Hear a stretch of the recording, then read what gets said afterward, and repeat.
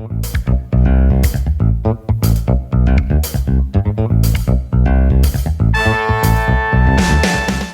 is John Zaninovich. Welcome to Move My Mass. You'll be hearing from great guests talk about balancing life and being fit.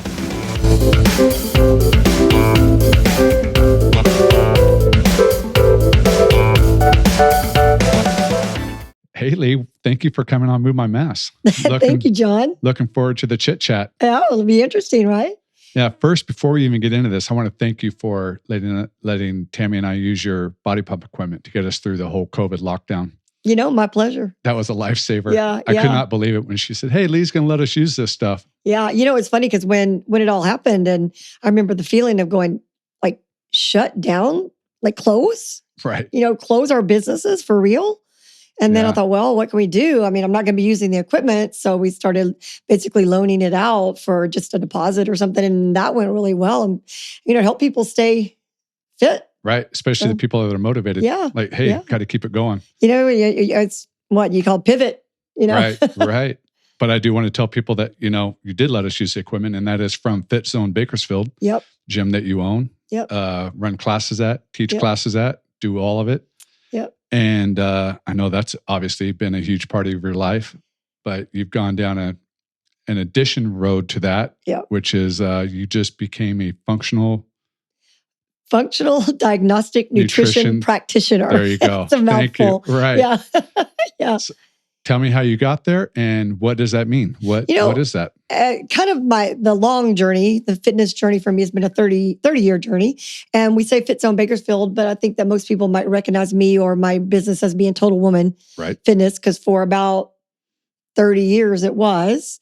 Through a couple of series of unfortunate events, I guess you would say, being challenged on being all women, because in California it's illegal to have anything that's single sex or whatever. And even though we did allow men, it was still called Total Woman, opened me up to a couple of lawsuits. And after the second one, a guy from down far south says he called and we told him he couldn't join, which is not true because we do tell men they could join. We did. Mm-hmm. But he was, one of these that chase things. Yeah. He actually sued the Riverside Gun Club for having a ladies' night. I thought, well, maybe they might have a little better issue with him than I would.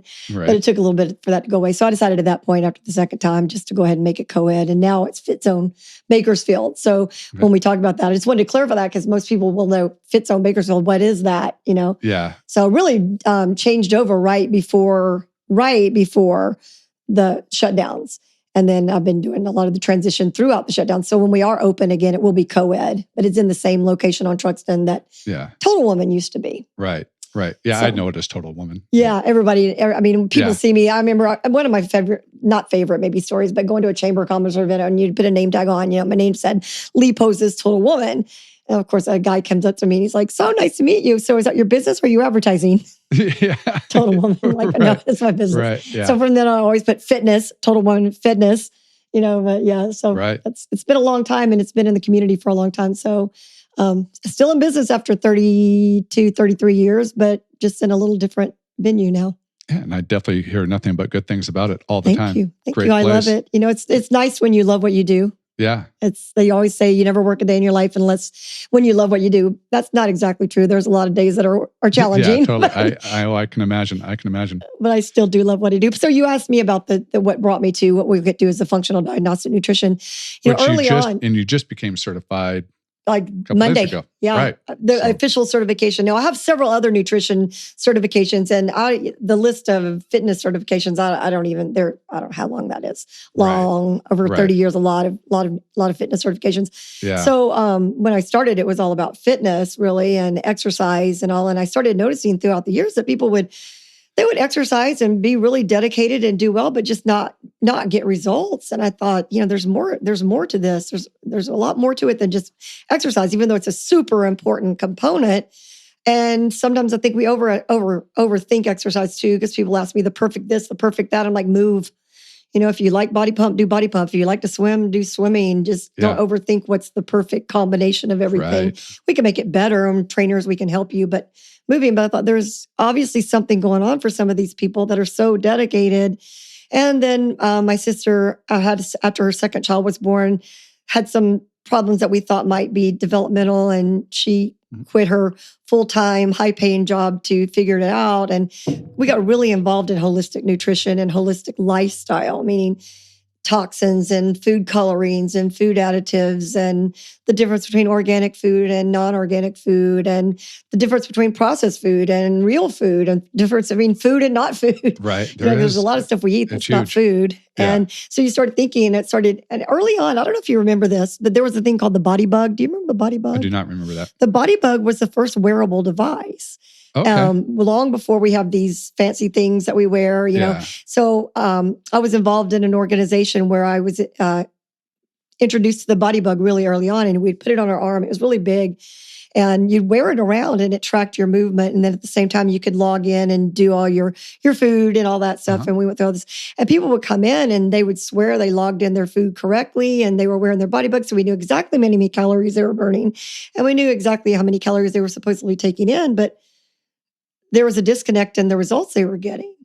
And so I don't think that these people, we used to laugh and go, I know they're not just going home and eating Twinkies and lying to me about it. Right. So there's something going on. So that's when you get into the quality of the food. And it's not just what you eat, it's whether you digest it, absorb it, eliminate the proper things. There's a lot more to just, and also we're bombarded with so many messages about what's healthy that isn't healthy, and it's marketing from these marketing processed is very food. Strong now.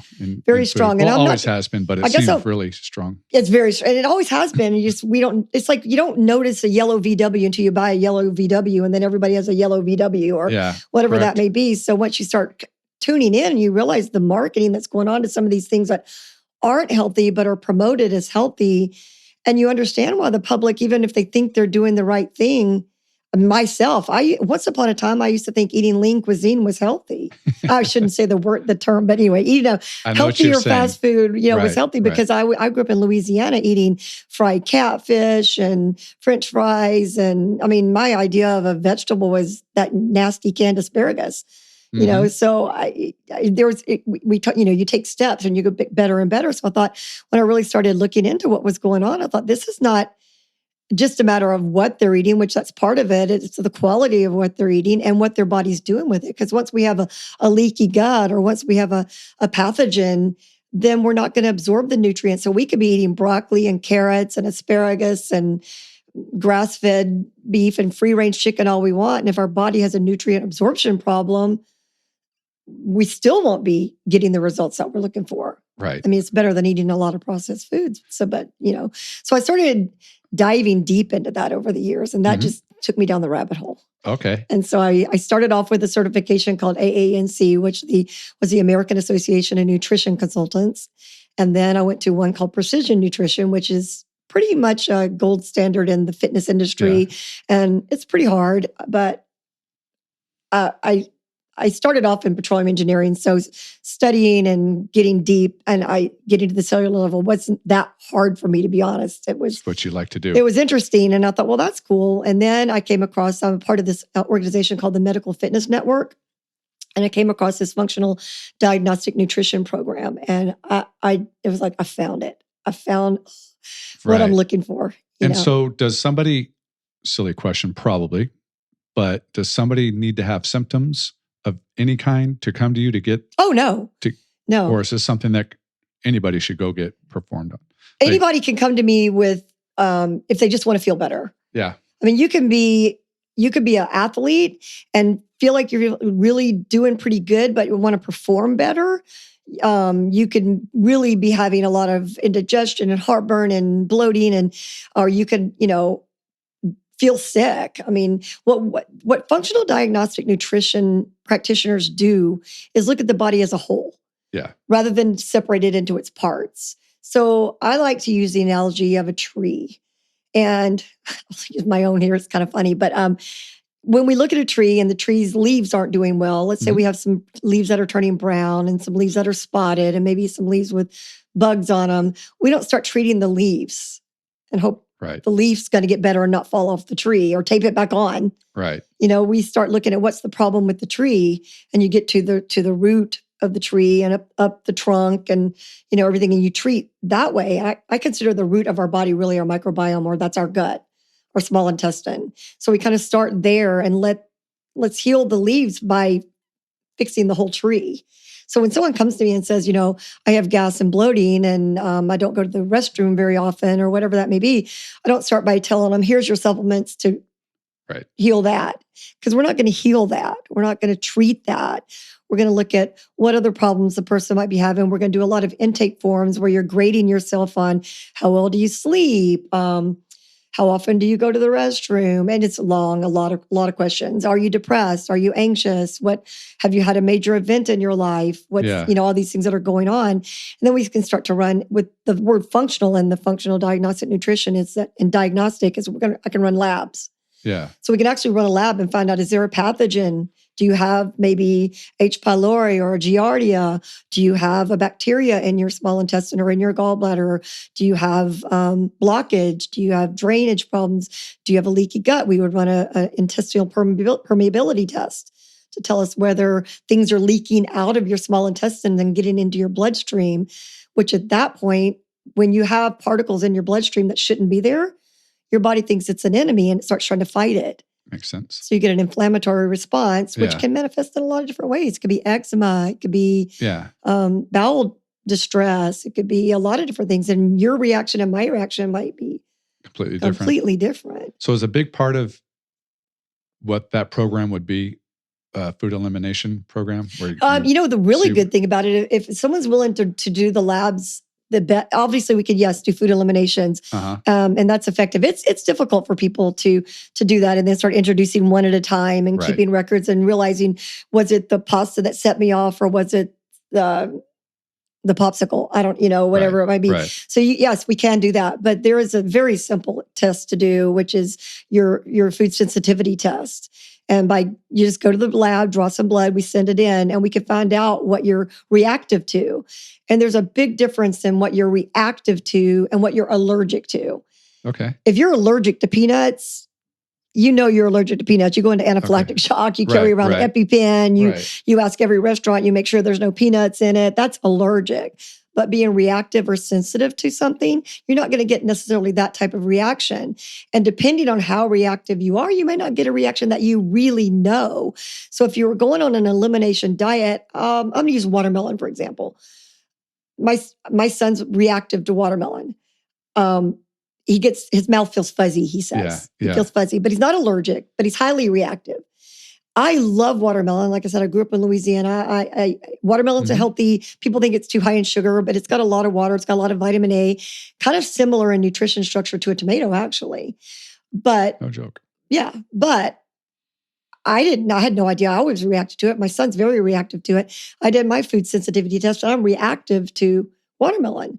No, I don't get a fuzzy mouth and I don't feel bad. But if you look back and think maybe that day I was dragging into class or, so sometimes when you're going with an elimination diet, you might not eliminate even things that you think, I would have never eliminated watermelon. I didn't know I had a sensitivity to watermelon. Right. And so what we then do, and also you don't stay sensitive necessarily to the same foods forever. So as we can heal your gut or make your liver more functional, clear out your gallbladder, get the inflammatory substances out of your blood system, you can stop being reactive to foods that you were before. So being that watermelon is one of my favorite, I started healing my own self and I can eat watermelon again. Yeah. And that is, just to use watermelon as an example, since we're on that seems like a pretty deep dive into that, where isn't the more common problems just more it's pretty simple with all the junk food we're all eating. And when I say junk food, it might be considered healthy, but it's still, I think you could leave off the word food, just junk that we're eating. It just seems like we're at a place right now with people that go back to the basics. Yeah. Okay. If you're reactive to watermelon, okay, let's figure that out. Right. It seems like there's a whole pile. There's a long ways you can go before you get to that. Right. Exactly. I have a really great example, and I won't use a brand, but I will. Breakfast cereal. Mm-hmm. Now, we know there's a gauntlet on breakfast cereals. There's what you would consider your healthier breakfast cereal that look like it's all grains. Mm-hmm. And then you can go all the way up to your sugary breakfast cereals that got marshmallows in it and all kinds of bring stuff. me some Lucky Charms. I could take down a bowl of that now and then. Not me. Yeah, I see that as poison. See, that's why you just need to eat dirty all the time so you can handle it. Yeah. I'm sure you do, John. I'm sure you do. But, so the way that cereal is marketed, if it's the really sugary cereals, they market it as fortified and healthy for your kids. So you're still marketed to that it's healthy. So if you're a parent and you've got young kids and they don't even go to school now, but let's say when they did, you're trying to get kids out the door and they're all good with the sugary cereal and you pour the milk over it and whatnot, and they eat that and then they go off to school. Well, they've raised their blood sugar.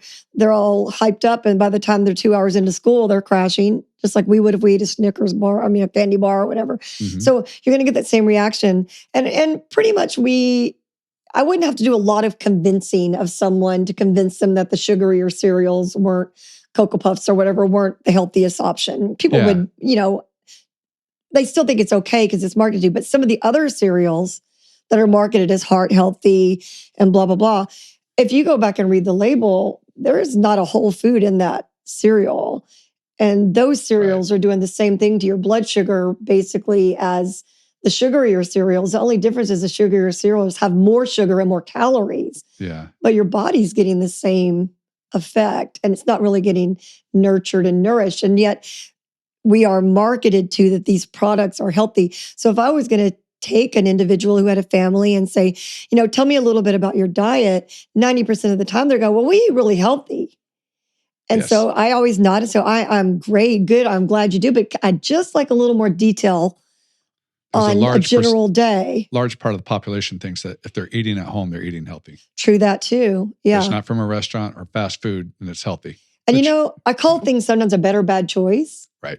So sometimes those are better bad choices. Right. Maybe the less sugary cereal is a better bad choice than the highly sugary cereal, or maybe it's better than a pastry. Right. But it's still not a good choice. It's just a better bad choice. So let's talk about how this would work. Let's say I walk in, I'm just think I'm eating healthy. And even if I am eating pretty healthy, but I just man, every day I just feel a little bloated.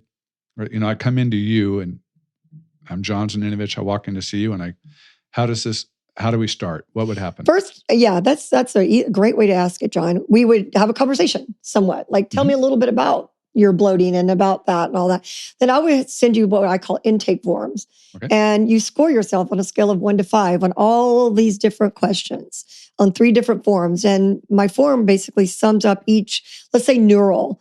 There's a lot of questions on, are you depressed? Are you anxious? Have you had a major traumatic trauma in your life? Then we go to one that might be more endocrine, and it's talking about your hormones and, do you have ups and downs? For women, do you have hot flashes? And so there's all the different categories. And then you would answer all these questions from the worst time in your past and how you're feeling right now. Then we would take about a week's break. I may give you some quick diet tips. And I would ask you about basically we go through diet, rest, exercise, stress reduction, and supplements. Okay. Over the long term. Now, when we first meet, I'm going to find out what your major complaint is, your main complaint. If your main complaint is, gas and bloating, that would be our starting place. That's your main complaint. We're going to address that. Now, we're not going to treat that. We're just going to address that as your main complaint, but you're going to fill out these intake forms. You're not going to send me home with gas X. Not going to send you home with gas X. Right, exactly. Yeah. I might send you, and I'm going to ask you a little bit about your diet, and you're going to tell me it's really healthy, and I'm going to ask you a little more about it, and then I'm going to have you fill out these forms, and these forms are going to give me a lot of information. And then what we do is periodically throughout your consulting time with me, we reevaluate and do those forms again. Because you know what happens sometimes is we start feeling better, or we lose weight, or whatever, and everybody's saying something, and you're like, I don't love that. I mean, I don't feel that much better. I didn't feel that bad before. But then you go back and look at what you scored yourself 2 months ago. Wow, I did. I was a 5 on that.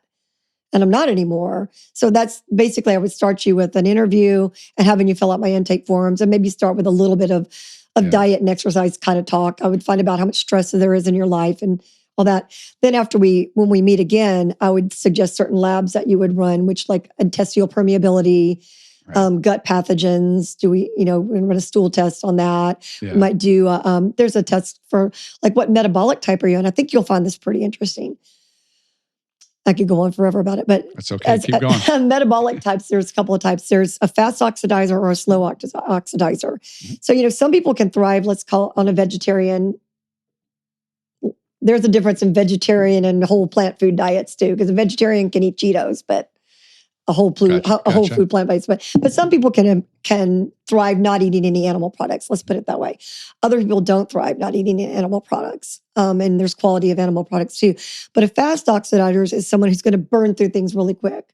So let's say you're a fast oxidizer and you are a healthy eater and you have fruit for breakfast. A fast oxidizer is going to burn through that fruit, and an hour or two later, you're going to be starving. Mm-hmm. So a fast oxidizer might need to eat something a little more. And let's say you are a whole foods plant-based, you might need an avocado and with your fruit, or something else. Maybe if you're not a vegetarian, maybe an egg, something that gives you more substance, because you're going to be a fast oxidizer. You're going to burn through it. Fast oxidizer. Like you're going to burn through your food. Fast metabolism? Same thing? Not really? Kind of. You could think of it that way. It wasn't exactly the same where you would... If you want to put it really simplistically and get it where people understand it, you're going to metabolize it out fast. Gotcha. So you're going to burn through it. So think of fire. A fast oxidizer, you're going to need to put a big piece of wood on that fire because you're just going to burn through those little twigs quickly. Mm-hmm. A slow oxidizer, it's just going to go through things really slowly. So if they ate a big, heavier breakfast with eggs and something for breakfast, they're going to feel like they got a rock in their stomach and they're going to be sluggish. Yeah. And they're the ones that can eat the fruit and something quick and easy for breakfast and not be hungry 2 hours later. Right. Because they oxidize it slowly. Yeah. So, and you can be mixed. Okay. And then there's another one, it's called parasympathetic and sympathetic. So we have two different autonomic nervous systems. But before you go there, we were heading down the path of what we would do if I walked in. We would be figuring this out. Okay, right, so you're this right. Is where so we're this at. is where we're going to figure it out. So we're going to figure out what type of metabolism you have. Gotcha. So we're going to figure out, do you need to eat this way or this way? Gotcha. And then we would like to do I would recommend that food sensitivity test too, to find out what you're reactive to. So those are some things we talk about. So I never thought about that, of thinking which way or how fast you metabolize, to keep it simple terms for me, but and maybe they're equal. What's more important, finding out that or finding out what foods you're sensitive to? I love that question. Are they equal? They're equal. I mean, and it's kind of like for someone who either is really motivated to change, I have 5 different labs we could run, and we can run them all within the same week or 2 weeks. Right. And that's ideal. Because let's say we're chasing down the fact that you're sensitive to watermelon, and then 6 weeks later, we run your GI pathogen test and we find out you've got Giardia. It would have helped us a while back to know you already had Giardia, and we could have been working with that rather than just dealing with the sensitivity to watermelon. Right. Gotcha. So, and those two things will can go together too. So our first meeting, I would tell you the labs available, and we would look like, and John says, well, Leigh, you know what? Financially or time-wise or whatever, I only want to run a couple right now. Yeah. So depending on what your main complaint was and what we're talking about in our first, we would decide which of those labs might be the most valuable to run. Okay. I don't think one's more important than the other, but which ones do we want to start with if you can't do them all? Yeah. Would be something that would be interesting. Do you notice that it's common when somebody is sensitive to a food that sometimes they eat more of it? Or why is that? I don't know. And I've thought about that during the training too. I thought about why is it that why is it we're attracted to things we're not supposed to have all the time, And I can understand maybe, you get addicted to some of the junk, the fast food because they make it that way. Mm-hmm. But sometimes it's like bread. Mm-hmm. People, and I only know this because of our son who has autism, first started off with that. We're checking out gluten and all that. But yeah, they have a sensitivity. Is it because they eat so much of it, they have the sensitivity? Or, I think there's certain things. They have the sensitivity and that makes them want more of it. I think some of the things it's a good question, and we could do a whole podcast on that actually. But one of the things is things like bread. Let's just take bread, for example. Yeah. The sugar in bread, even the gluten in bread that becomes sugar, and some people are reactive to gluten, and some people aren't just reactive to gluten, they're just reactive to grains.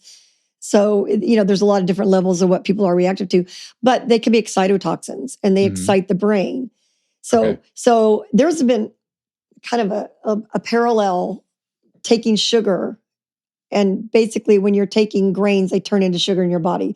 So there's been studies on rats where they will get rats to eating sugar and they give them cocaine. One set of rats, sugar, one set of rats, cocaine. Mm-hmm. And then they start gradually, and they would shock them when they go to get it. So you go to get your sugar and you get a little shock. You go get your cocaine, you get a little shock. And then they start shocking them a little more and a little more and a little more. And the rats that wanted the cocaine would eventually stop. The rats that want the sugar never stop. They will die of shock. Wow. Going for the sugar. Yeah. So when you're talking about bread and things like that, that's where we say it's an excitotoxin. It lights up your brain. Yeah. So I don't care if it's going to shock me. I still want it because it's lighting up the brain. Right. And it's the scary thing about sugar is it's hidden so many places where you could talk about cereals. You think you're eating even the healthy cereals. Not all of them. There are healthy cereals out there, but sometimes you think you're eating. Well, that's getting deep. That's getting deep. So, yeah. But at least there are some that don't have added sugar. Yeah. Yeah. And, but man, you can hide it so easy. Yeah. And it's in so many. It's in many ketchup. foods. It's in things. And so, the safest thing to do, people will talk about how much sugar, and I'll tell them, try to limit it to less than 5 grams per serving or this or that or whatever. The best thing you can do is don't eat things with labels anyway. And go back to cereal and that one. How about I make it that simple? It comes in a box. That's true. Yeah. It didn't come from nature the way it was on fruit intended. You know, for the most part. So so those are things you can look at. But yeah, anything that's in a box or a package, pretty much you're going to find some sugar in it. That is so true. Or something else, something processed in it. And if you were going to counter me and say, well, there's sugar in apples, they don't have labels.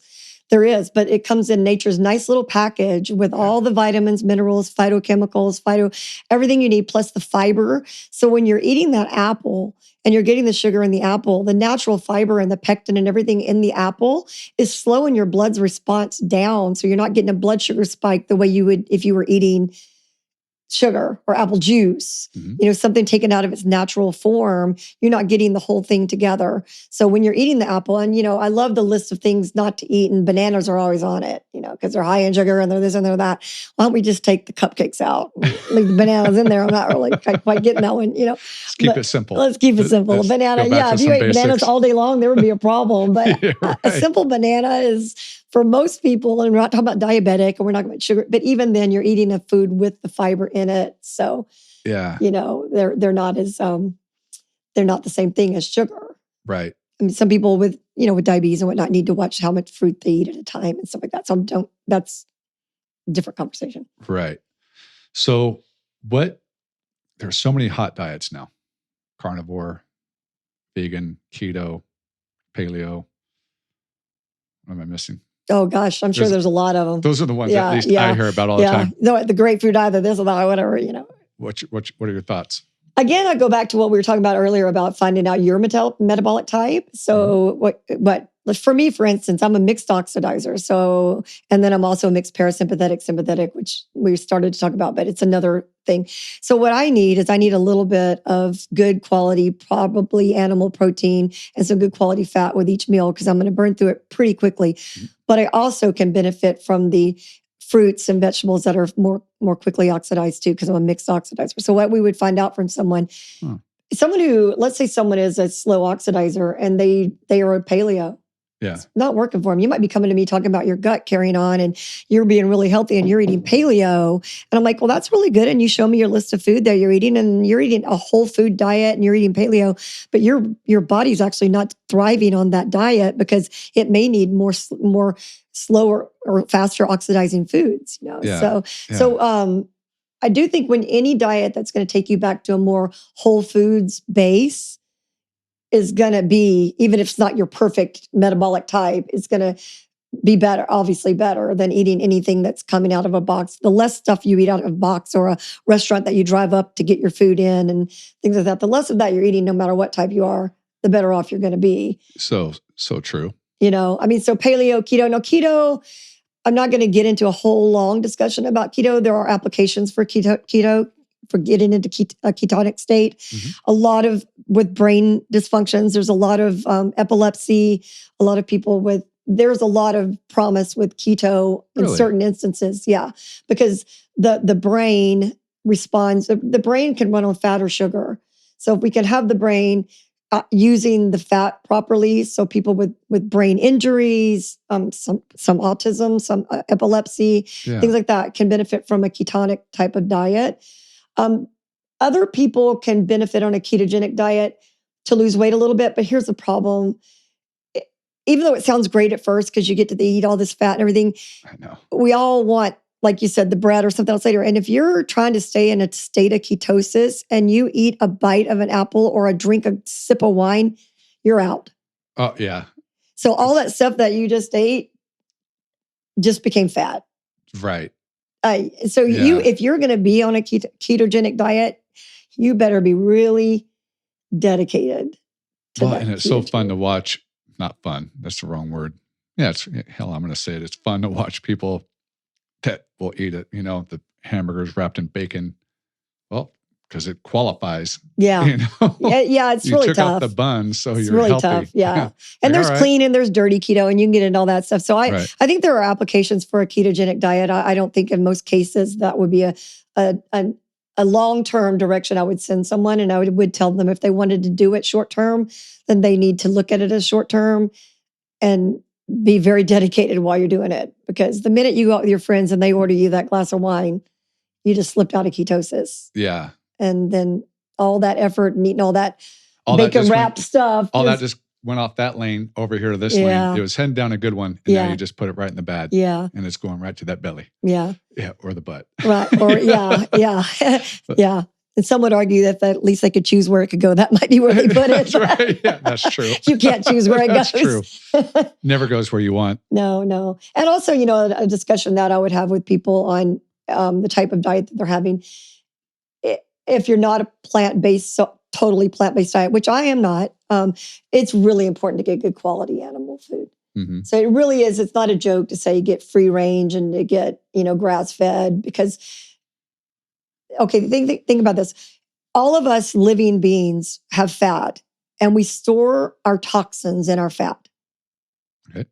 I could start a whole nother story on that one too about COVID and all kinds of things. We store our toxins in our fat. The animals store their toxins in their fat. Okay. So a conventionally raised animal that's being given a lot of antibiotics and steroid, they're trying to make these conventionally raised animals grow fast. Yeah, they are. And get them to slaughter and sell them and all that. So all the stuff that's being given to these animals is stored in their fat. And so a good marbled piece of beef that's not raised responsibly, where is the toxin stored in their fat? So there is a lot of difference in this piece of meat and this piece of meat. So when the animal is raised responsibly, number one, it usually doesn't have as much fat. Like when we eat responsibly, we typically don't have as much fat either. We also store our toxins in our fat. Remind me about that one.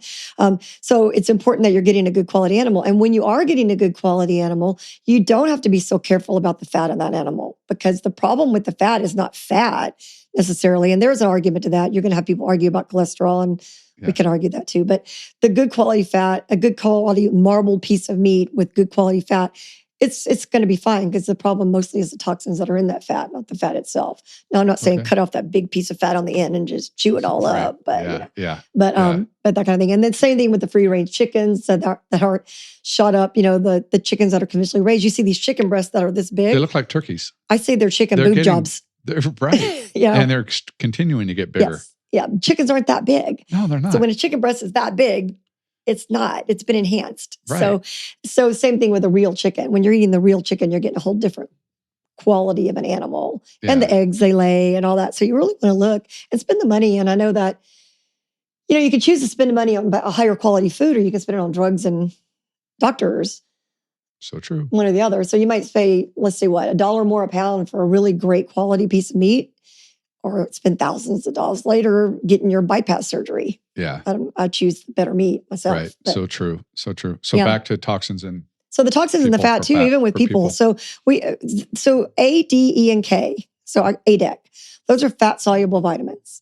Okay. So D, let's go with D. It's really important. We store those in our fat. So the more fat that we have, we're going to store those vitamins in our fat rather than getting them into our circulatory system and our body uptaking them and using them. Oh. So with COVID, for instance, or a lot of diseases, vitamin D is super important. Wait, let me back you up because I'm a little bit unclear.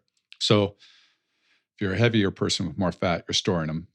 Do they get released as you burn fat? Or if you're leaner, no, they're not going to get them. Yeah, you're going to be using them when you're leaner. They're not going to necessarily release. Okay, they're going to be eliminated with your fat. Gotcha. So when you're storing them in your fat, they're stored and they're not there for use. Okay, gotcha. So you're taking in these vitamins and you have a storage tank. You put them in the storage tank and that's where they stay until you open the bottom of the storage tank and it goes out. Simple. Gotcha. I'm just making this up, but that's an analogy for me. And then you have the other one where you bring in these vitamins and the whole system's using these vitamins and it goes through. And then the waste gets eliminated through your lymphatic system, through your breath, through your sweat, through your alimentary canal and all that. So you've used what you need and everything goes out the other way. When you're storing it in your fat, you're not getting the use of it. So that's a great thing to ask. So let's say with vitamin D, you're taking in all this vitamin D, but it's just getting stored and it's not getting uptake. You're not uptaking your vitamin D. Oh. So you're not really using it. We talked about nutrients. You can take in all these great nutrients, but if you're not absorbing them, you're still not going to thrive. Yeah. Same thing with your vitamins. So we need to work on eliminating some of the extra fat so that we don't store the fat-soluble vitamins in the fat, and we actually use those fat-soluble vitamins, A, D, E, and K. Yeah. And so, think about how important those vitamins are. Vitamin D is really important for our immune system. So if we're not uptaking the vitamin D that we're getting, then our immune system is going to suffer. It's going to, yeah. Mm-hmm. And then our gut is really responsible for our immune system as well.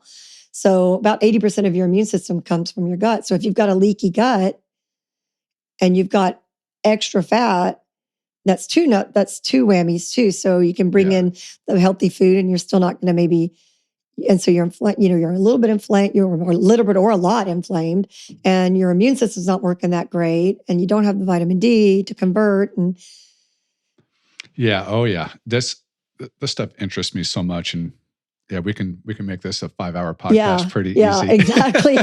I'm like trying I would to never get tired of it. Where I'd stop on this stuff. But the bottom line is when you come in and everybody's got different issues and different problems. Some people, a lot of the same problems, but like I have a couple of clients I'm starting to work with now. One has a gallbladder, one doesn't. One has a uterus and one doesn't. Yeah. But they have the same complaints.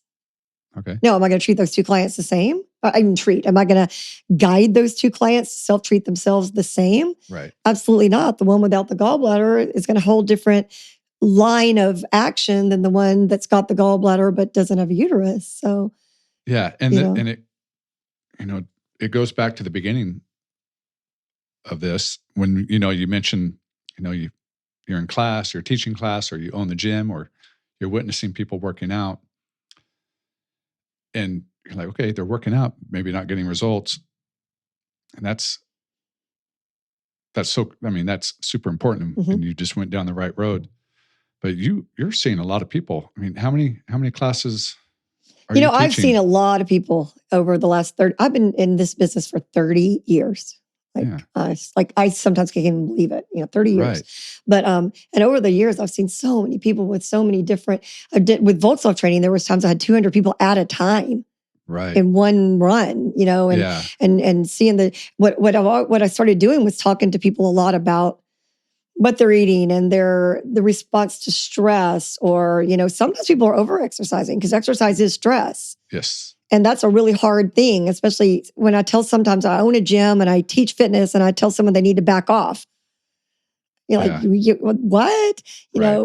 need to move, but you might not need to be doing that much because it's adding stress to your body. Yeah. After we heal the body, you can maybe uptake a little bit more of the exercise that you want to do. But right. And how many classes a day were you teaching? Interesting. People think I teach a lot. I was only teaching 1 or 2 classes a day. 1 or 2 classes. So that's 1 to 2 hours of working out a day. Not really, because some of the classes I don't actually work out in. Oh. I'm more of a trainer, more the coach. Yeah.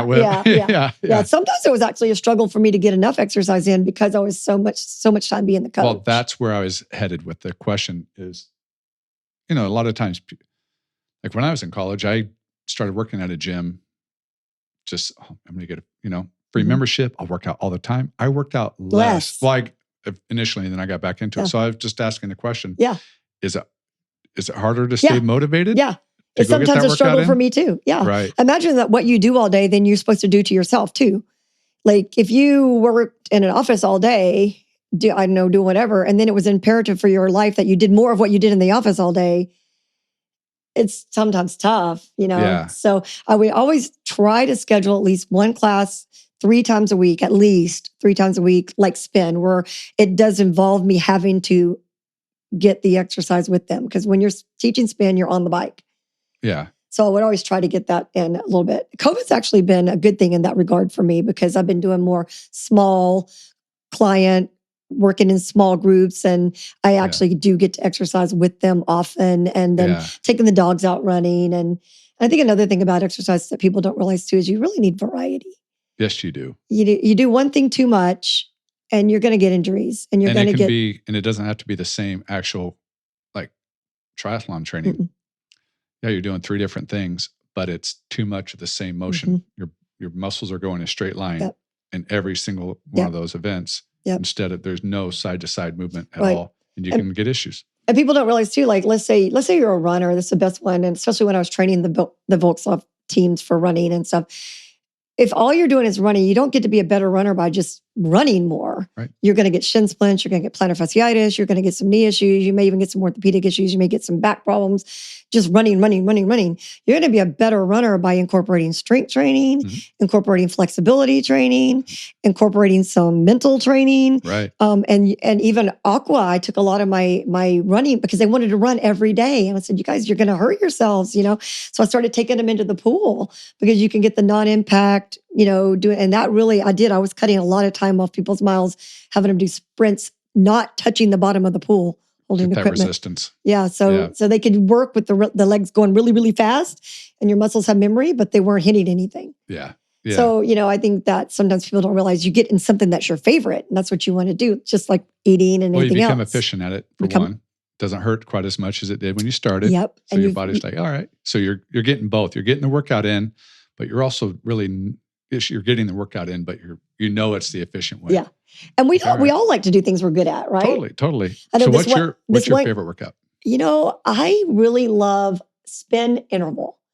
And we have a class called Gravity. It's a machine. You would kind of think of it as the total gym, the Chuck Norris thing, but it's a big version of that. Right. But I love getting on the bike, getting off the bike and doing strength training, getting back on the bike, off the bike doing strength training, because you get that cardio rush for, about 3 to 4 minutes on the bike, 5 minutes, maybe 6, and then coming down and getting the muscles and then going back. That's my favorite. That's a good one. It's not saying that that's perfect. And it's not for everybody, but that's my favorite. Yeah. What's your favorite to teach?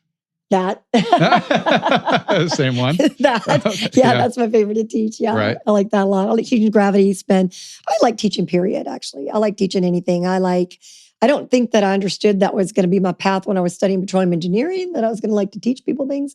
Right. But as I started getting into the fitness and the wellness and doing seminars, and I've done a lot of speaking, I was the chair of the Women's Business Conference and was the opening speaker one year. And I spoke at the Women's Business Conference for years and years. And I just really love teaching people. And I love that they're asking me questions later. And like you see a spark in someone's eye that, they heard you and they heard something. And it's interesting because I would have never thought that was going to be my path. Yeah. It turned out to be. Yeah. Right. And what are your tricks on those days when you're not feeling really motivated? That's such a good one, John, because there's a lot of those days. Yeah. And people would not have any idea how much someone like me or an instructor or a motivator or probably an actor or a singer, we get out on that stage and we look like we just woke up this morning and said, I'm going to teach gravity today. Yeah, and I'm going to crush it. And I'm going to love it. And I'm great. Now, 90% of the time, and I think like I'm not exaggerating, I'm thinking, oh my God, I'd rather stick needles in my eyes than go teach today. And then, I'll get in the car and I'll turn on some great music. That's a big one for me. I'll turn on some motivating music. I have a playlist that I just call it like my Get Your Groove On playlist, and I'll put it in the car and start kind of feeling better or whatever. And then it's fake it till you make it. And I tell my clients that all the time because we'll be 10 minutes in and I go, how are you guys feeling? And they're all like, they'll come in. You could tell there's some days that everybody's coming in all happy or they're not. And they're like, oh my God, it's so good. I said, if you fake it till you make it because I felt like crap before this class. Right. And then, you and I had a little conversation before this interview. I wasn't feeling so great. Yeah, right. And then, hey, that happens to me during these sometimes. Some days I'm always obviously very interested in the subject matter and the guest, but some days, it's just an off day. And something happened before, or you didn't sleep well that night before. Right. So the answer to that, and it's a really great answer about exercise, is the worse you don't want to do it, except for being really sick. If you're throwing up, you have a migraine, that's obvious, leave those out. But the less you're actually feeling like doing it, the more you should say, just do it. Because I've never once heard a person leave a class and go, man, I wish I hadn't done that. I just talked about that on my solo episode that just came out today. I talked about every single, it helps. It helps. Not just physically, mentally. No, That's what I was really talking about. Mentally, the only time it doesn't is if I'm getting sick. Yeah, if you're really sick, that's a whole different story. If like a couple hours after the workout, I'm still not feeling better, I'm like, uh-oh. Yeah. Something's coming. Yeah. For real. Work. Yeah. I mean, the endorphins that we release, everything. I have a lot of stories about that. One of them being a long time ago. And it's so funny for me to remember. Remember earlier I talked about scoring yourself and then scoring yourself later? Yes. I feel like I've always felt this way. But I used to have allergies. I used to have gastric problems. I don't even hardly remember that, And so I remember 28, 30 years ago, whatever, going to the allergist and having the skin prick test done and doing all that stuff. And at that time, I was a pretty new instructor, and I would take any class I could get, and I was teaching at night. Talked him into let me do a 7:30 class. I didn't own the gym yet at that time.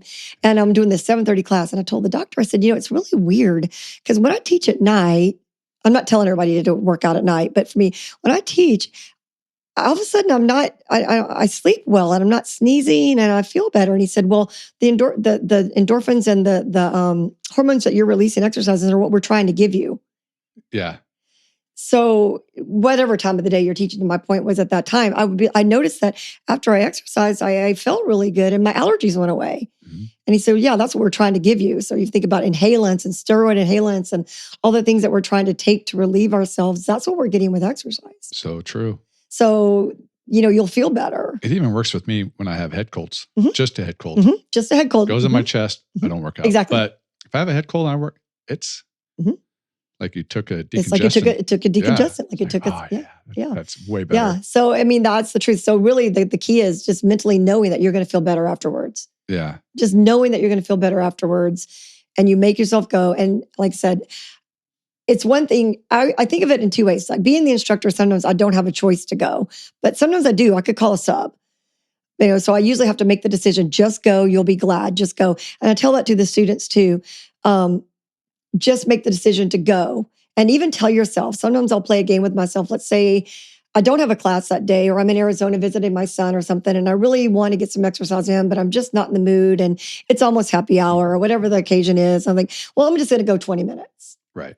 Just go 20 minutes, get a little movement in, and then you can stop. Well, I never stop after 20 minutes. Right. Because once you get going, you get going. Yeah. And that brings me to another answer to that question too. The first 10 minutes suck for everybody. Yes. You know why? Why is that? Okay. We're sitting here, all of our blood is basically going to our gut, to our stomach, not to our gut, but to all our functions. It's trying to digest our food. It's pumping our heart. It's just doing the stuff that we need to live. When we get up and we stand up and we want to start exercising, the blood's still going here. So the more you start moving, more, especially when you start an exercise, it should be with large body movements, not just a stretch. You should swing your arms, do whatever. You start sending the blood out to the rest of the body. So as that blood goes out, you're taking oxygen to the rest of the body. And that oxygen is what fuels us and gets us going. So you cannot rush it either. So you can't just go out there and do a bunch of full-on jumps and say, okay, I'm warmed up. You can't. It takes 5 to 7 minutes minimum, and really a good 10 minutes to redistribute that oxygen flow and for you to feel good. So after 10 minutes. For me, the older I get, the longer that process takes. That's true too. And it's not because of aches or anything like that. It's just my engine isn't, my engine's not going for the first 20 minutes of a workout. 15, 20 minutes, pretty normal. And then, like I said, even in class, you'll see, I'll be starting about 20 minutes, 15, 20 minute point, people are starting going, yeah, I'm so glad I'm here, whatever. So nobody wants to do the first 10 minutes. No. I remember when, I'm going to bring up body pump again. Not like that's not my only workout I do. I do so many things, but it is one of my favorites lately. Tammy introduced me to it. She said, you should go try body pump. I go, all right, whatever. And I did it. During the warm up, I thought I was going to die. Right. Okay, wait a minute. I thought this was like a chick workout. I know, right? I know. And no, but because I am horrible at warming up. Yep. And then 2 songs in, you're feeling like, I got the pump now. I'm good. Yeah. Totally. Yeah. Here's another really great example. Going upstairs. Okay. Who among us, when you're like, we're going somewhere and all of a sudden you got to go upstairs, you're winded. And I'll hear people all the time, myself included, I had to catch myself and go, oh my God, I'm so out of shape. It's just a normal thing. No, you're not. Well, maybe you are, maybe you're not. I don't know. But all that blood is just going here. And then all of a sudden you got to go upstairs. Yeah. So you haven't warmed up. Your blood's not distributed. So it's not that we're so out of shape that we couldn't get up a flight of stairs without being winded. It's that we're just not warmed up. Sometimes the more fit I am, the more winded I am doing something like that. Mm-hmm. Like if I just totally, like you and I talking right now, heart rate's really low and I go climb a set of stairs right now, I'll be more winded than when I'm out of shape. Absolutely. It's like, hey, my body. Well, that could be a function of the amount of muscle that you have too, because think about how much more oxygen you need being muscular than you would when you're less, not so in great shape. So just running up those stairs, you've got a lot of body to send that oxygen to. And sitting here, and if we had to go upstairs right now, we'd both be winded. Yeah, my resting heart rate will be so much lower than when I'm not fit. Yeah. Yeah. Like, so that's why warm up is important. We're not ready to go do something. You're chill right now. Yeah. I'm barely beating. Yeah. So how do you motivate yourself? You realize that you just do it.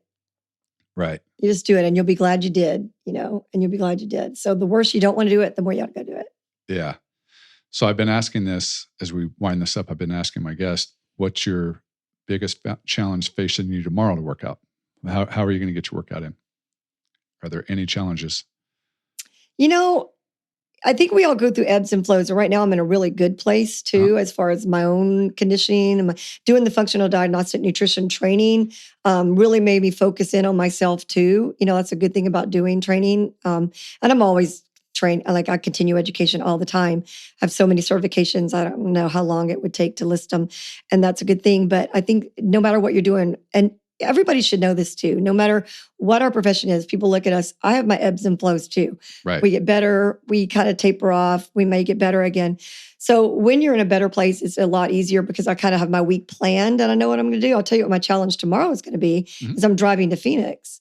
And so how did I deal with that? Well, I'm teaching in the morning. Okay. So I'm designed a class that I'm at least going to get some exercise in with them. Okay. So yeah, you kind of, sometimes you have to think ahead because I'm going to be in the car for 8 hours tomorrow, sitting down. Yeah. And that is what, because part of this, my goal with Move My Mass is to show people, hey, you have your issues tomorrow that driving to Phoenix is a big one, but everybody has their thing. Like, how are you getting around it? There's a way to get it in. That's right. If you really want to do it. I want to give your listeners one more really great hint, and it's not really exercise, but this is something that, like I said, we can come up with things and stay for hours and hours. It is not just getting your exercise in. I'm going to surprise you. And it's not just eating healthy, and it's not just stress reduction. And it's not just all the things that you think of. Do you know that staying in one position for too long, you cannot undo with an hour or 2 or 10 of exercise. So in your day, every hour, you need to at least stand up and sit down. Not every hour, but most of the hours. And I don't mean stand up and squat or stand up and do some big breathing exercise or anything else. You need to change your body position. Walk around the office. Not even that. Stand up, sit down. Oh, that's it. Yeah. Like literally your body does not want to be. Now, if you can do that, even better. But still, if you just stand up and sit down every 20 minutes or so, and there's an app, I'm trying to remember the name of it, right? Stand Up is the name of the app. And you can set that app and you just stand up and sit down. And so at one point, people got really in tune to the fact that we were sitting too long. So they started using standing desks, right? You know what they need to do every 20 minutes? Sit down. Sit down. So that's interesting because I do have a stand-up desk. Yeah. So even if you're standing all the time, you need to change your position. Yeah. So the body it's the blood thing. It just needs to go up and down. It needs to feel that change. Right. So that's a really good hint for everybody. Now, if you want to add a few squats or walk around a little bit, you can do that too. But excellent. Yeah. So how do people get a hold of you? Or follow you? That's a great question. My Facebook is Leigh Henderson Pozas. That's my personal Facebook, which is really what I'm using now. And then we have a Fitzone Bakersfield website and Fitzone Bakersfield Facebook and Instagram page. Okay. And that would be the best way. Send me messages. You can message me. I have a lot of private groups I can put you into. You can come in. I'll meet with you. I'll give out my cell phone if that's the case. I'll give you my contact information if anybody wants to contact me that way. I am in the process of setting up a new website based on the functional diagnostic nutrition. That's not necessarily just related to the gym. Okay. But that's not so up that'll and be a running quite completely yet. separate website. How long before you think that's up? More or less. Couple weeks? Yeah, all right. or at least a Facebook page to get up there. Yeah. But so. All right. Well, thank you so much for coming on. Thanks, John. It was a nice chat for sure. A nice chat. Like I said, I could sit here forever, but I know. Might have some listeners just fall off. Yeah, for sure. Sometimes it's like, oh, okay, too much stuff, whatever. Thank you so much. You're welcome.